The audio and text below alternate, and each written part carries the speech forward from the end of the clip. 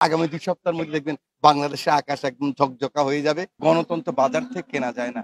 Helicopter কেনা যায়, দামি গাড়ি কেনা যায়, ঘড়ি কেনা যায়, চশমা কেনা যায়, গণতন্ত্র কেনা যায় না। নির্বাচনের জন্যই তো আমরা 1971 সালে যুদ্ধ করেছি। নির্বাচনের ফলাফল যদি ইয়াহিয়া খান মেনে নিতেন তাহলে কিন্তু যুদ্ধ হতো না। তাহলে শেখ মুজিবুর রহমান আনডিভাইডেড পাকিস্তানের প্রধানমন্ত্রী হতেন।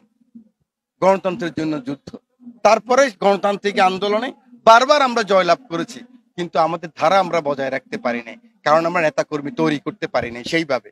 আমাদের নেতারাও কিন্তু আমরা যারা গণতান্ত্রিক যে মন মানসিকতা, পরাজয়ের যে মানসিকতা, সমালোচনা নেওয়ার যে মানসিকতা, এটা কিন্তু আমাদের মধ্যে সৃষ্টি হয় নাই, কারণ তো আমরা এই প্র্যাকটিসের মধ্যে নাই, এটা স্বীকার করতে কোনো দ্বিধা নাই।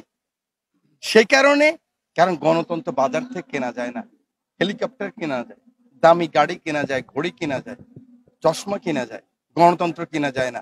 আজকে ডক্টর ইউনূস সাহেবকে আমরা সারা পৃথিবীর মধ্যে উনি সম্মানিত লোক। উনি ইচ্ছা করলে 1 ঘন্টার মধ্যে পৃথিবীর যে কোনো একজন রাষ্ট্রনায়কের সাথে কথা বলতে পারেন। উনি সম্মানিত থাকবেন, সম্মানিত হবেন। আমার নেতা তারেক রহমান বারবার বলছেন প্রথম থেকে, কতদিন আপনি থাকতে চান? 1 বছর, 2 বছর, 2 বছরের অধিক আপত্তি নেই আমাদের, কিন্তু বাংলাদেশের মানুষের মধ্যে যেন ভুল বুঝাবুঝি না হয়। কারণ যার বাবারে কুমিরে খেয়েছেন ও ঢেকি দেখলেও ভয় করে।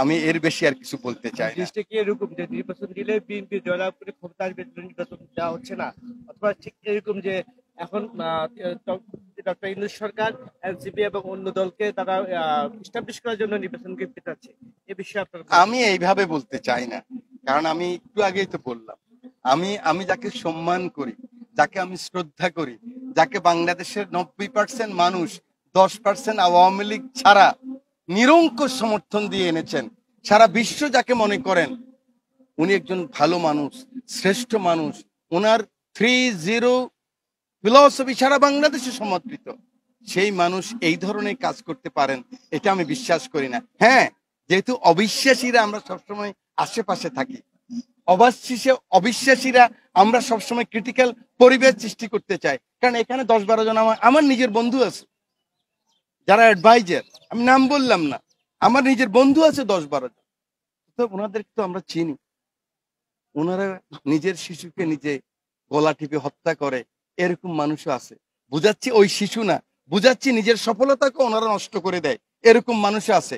ওই জন্য সাপ দেখলো, রশি দেখলো, সাপের ভয় আমাদের চলতেই থাকে। আশা করি এই সব কাটিয়ে, বাংলাদেশ সবসময় এইসব সমস্যা ফেস করছে, সব কাটিয়ে এই 15 দিনের মধ্যেই দেখবেন যে আমাদের সকলের নেতা নোবেল লরিয়েট ডক্টর ইউনূস বিচার ব্যবস্থার যেরকম রোডম্যাপ দিবেন, ডিক্লারেশন দিবেন, জুলাই ডিক্লারেশন, এবং নির্বাচনের রোডম্যাপও ঘোষণা করবেন। আমি এটা রাজনীতিবিদ হিসেবে বিশ্বাস করি। আমি কিন্তু একজন দলের কর্মী হিসাবে না বা নেতা হিসাবে না, আমি একজন ফিলসফি ছাত্র হিসাবে আমি বিশ্বাস করি আগামী 2 সপ্তাহের মধ্যে দেখবেন বাংলাদেশে আকাশ একদম ঝকঝকা হয়ে যাবে, নির্বাচনের জন্য সবাই নেমে যাবে, তখন আইন শৃঙ্খলা পরিস্থিতি এবং আমাদের যে বিশ্বাস অবিশ্বাস সব কেটে যাবে ইনশাল্লাহ।